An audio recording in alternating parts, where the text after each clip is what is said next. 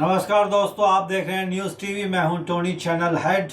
और आज का सब्जेक्ट है वेरियस डेवलपमेंट इन इंडिया, जिसकी वजह से जनता को, जनरल पब्लिक को, सिटीजन्स ऑफ इंडिया को काफ़ी कन्वीनियंस हुआ, कंफर्टेबल लाइफ जी रहे हैं। काफ़ी गवर्नमेंट की तरफ से जो पॉलिसीज इशू हुई थी in the interest of common people, उसके बारे में आज हम बात करेंगे।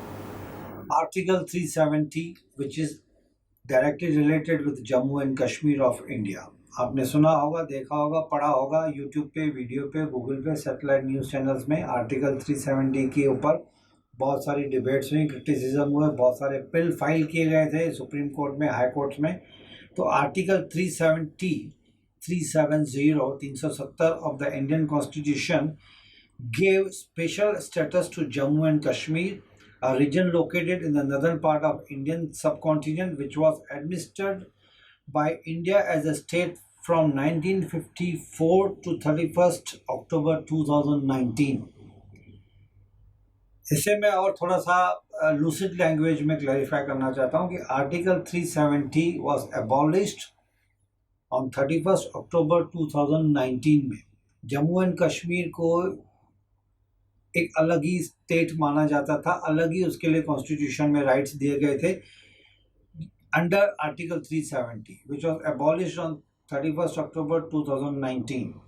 The larger region of Kashmir, which has been a subject of dispute since 1947 between India, Pakistan and partly China. Article 370 was drafted in the Indian Constitution titled Temporary, Transitional and Special Provisions. It stated that the Constituent Assembly of Jammu and Kashmir would be empowered to recommend the extent to which the Indian Constitution would apply to the state, यानी कि 370। यहाँ पे दोस्तों इसका मतलब ये है कि इंडियन कॉन्स्टिट्यूशन लागू नहीं होता था जम्मू एंड कश्मीर के ऊपर, उनके अलग ही कानून थे विच कम्स अंडर आर्टिकल 370 जब से देश आज़ाद हुआ था। लेकिन 2019 में आर्टिकल 370 एबॉलिश किया गया था एंड जो इंडियन कॉन्स्टिट्यूशन के जो रूल्स रेगुलेशंस है वो जम्मू एंड कश्मीर के ऊपर भी लागू किए गए थे, not only in Jammu and Kashmir but also on Ladakh. तो इनके जो रूल्स रेगुलेशंस है वो आपको स्क्रिप्ट में पूरी आप पढ़ेंगे तो आपको जानकारी मिल जाएगी। तो लद्दाख, जम्मू एंड कश्मीर को एक अलग टेरिटरी माना गया था फ्रॉम 5 अगस्त 2019 ऑनवर्ड्स। 1954 आर्टिकल 370 को एबॉलिश किया गया था कम्प्लीटली। तो बहुत ज़्यादा डिटेल्स इसके आपको स्क्रिप्ट मिल जाएंगे, आप उस स्क्रिप्ट में पढ़ सकते हैं। It was the historical date was 31st August 2019. On this date, the Article 370 was completely abolished by the Indian government. दोस्तों, मोबाइल फ़ोन के बगैर ज़िंदगी अधूरी लगती है। आज एक काम वाले भाई, मेड सर्वेंट, वेजिटेबल वेंडर, छोटा मोटा किराने वाला दुकान से लेकर अमीर इंसान तक बिना मोबाइल के कोई रह ही नहीं पाता है। Because it has been widely used by the common people of India.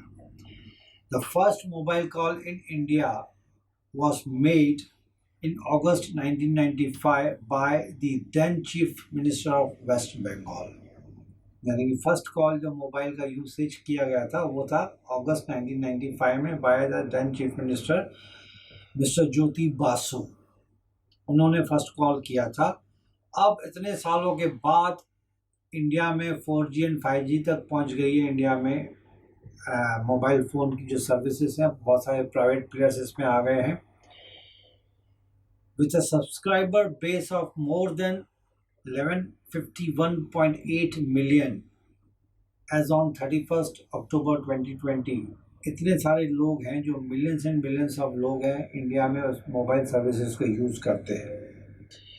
India is the second largest mobile users in the world and it was thrown open to private player in the 1990। ये बहुत ध्यान से सुनने की बात है कि 1990 में प्राइवेट प्लेयर्स को इनवाइट किया गया था मोबाइल सर्विसेज रेंडर करने के लिए to the common people of India. दोस्तों, आज वेब सीरीज़ का ज़माना है, लेकिन कुछ टाइम पहले, 2-5 साल पहले, everybody was glued to the TV because of TV serials and various entertainment programmes being run on TV. तो पहले दूरदर्शन हुआ करता था, राज्यसभा लोकसभा टीवी चला करती थी। हफ्ते में मुझे याद है जब हम छोटे से थे बचपन में, तो संडे के दिन एक मूवी का टाइमिंग्स हुआ था जो दूरदर्शन पे चलती थी शाम को 6 से 9 बजे तक, बहुत सारी बीच पे एडवर्टाइजमेंट चलती थी। Zee TV was the first private player which was licensed to run Hindi satellite channel, and the credit goes to ZTV. ZTV was the first private channel. ZTV के ओनर थे डॉक्टर सुभाष चंद्र, जिन्होंने हिंदी लैंग्वेज में first private entertainment channel खोला था। तो दोस्तों, बात कर रहा था मैं बैंक्स की।